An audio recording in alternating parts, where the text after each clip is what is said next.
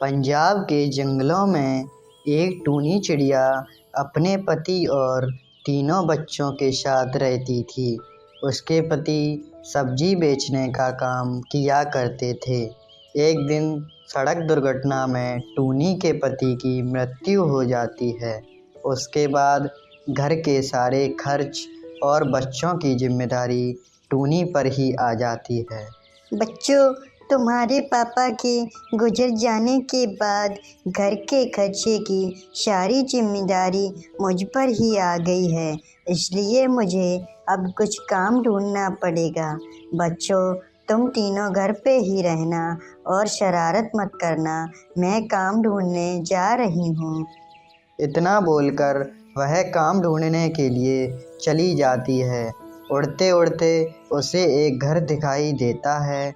वह वहां जाती है और उनसे पूछती है, दीदी दीदी, कुछ दिन पहले मेरे पति की मृत्यु हो गई है। मेरे 3 छोटे छोटे बच्चे हैं। मैं अपना घर का खर्चा चलाने के लिए कुछ काम खोज रही हूँ। क्या आप मुझे अपने घर में कुछ काम दे सकती हो? देखो बहन, मेरे घर में झाड़ू और पोंछा का काम है। अगर तुम करना चाहो तो कर सकती हो। ठीक है दीदी, मैं इस काम के लिए तैयार हूँ। मैं आज से ही काम शुरू कर देती हूँ। इतना बोलकर टूनी चिड़िया घर के अंदर जाती है और काम करना शुरू कर देती है।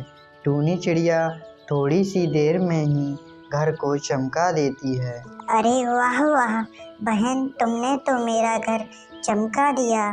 तुमने तो बहुत अच्छा काम किया है। ये लो अपने पैसे और रोज समय से काम पर आ जाया करना।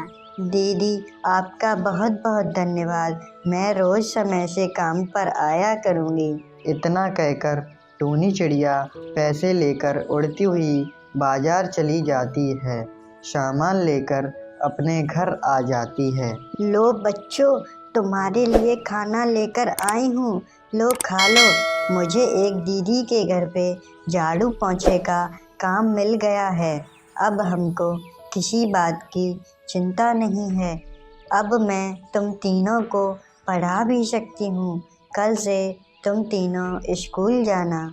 यह सब सुनकर तीनों बच्चे बहुत खुश हो जाते हैं। अगली सुबह टूनी काम करने के लिए जाती है और तीनों बच्चे बैग टांगकर स्कूल चले जाते हैं। टूनी जैसे ही काम करने के लिए सियानी के घर पहुंचती है तो सियानी कहती है, टूनी बहन, तुम आ गई। मैं तुम्हारा ही इंतजार कर रही थी। आज मेरे बेटे का जन्मदिन है, तो आज जल्दी से मेरा घर चमका दो। ठीक है दीदी, मैं अभी फटाफट काम शुरू कर देती हूँ और पूरा घर चमका देती हूँ। टूनी चिड़िया जल्दी से काम करने लगती है और घर को चमका देती है।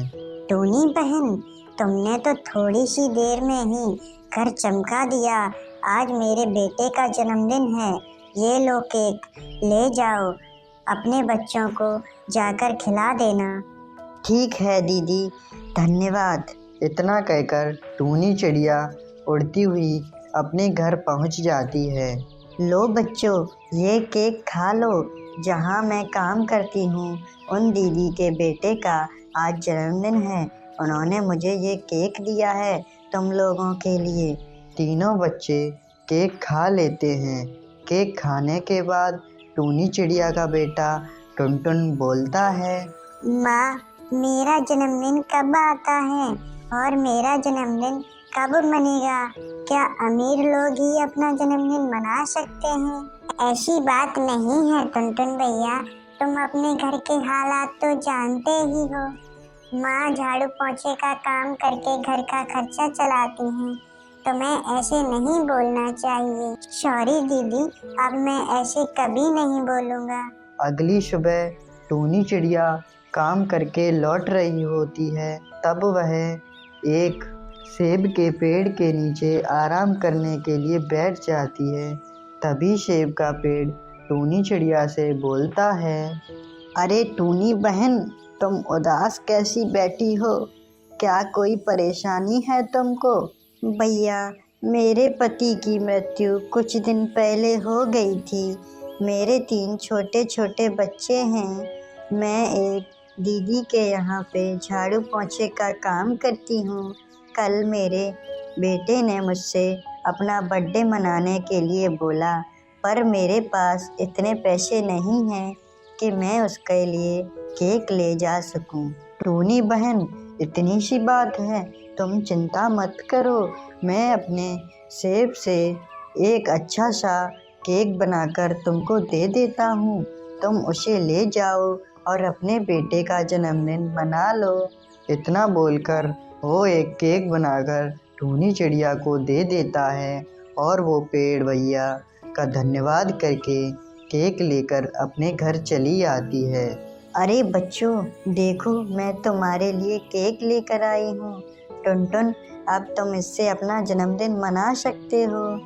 ठीक है माँ, अब इस केक से मैं और दीदी दोनों लोग अपना जन्मदिन बड़ी धूमधाम से मनाएंगे। फिर वे दोनों अपना जन्मदिन धूमधाम से मनाते हैं और आराम से रहने लगते हैं। आपको इन गरीब बच्चों की कहानी कैसी लगी, हमें कमेंट में ज़रूर बताएं। अगर आपको वीडियो पसंद आई हो तो चैनल को सब्सक्राइब ज़रूर करें।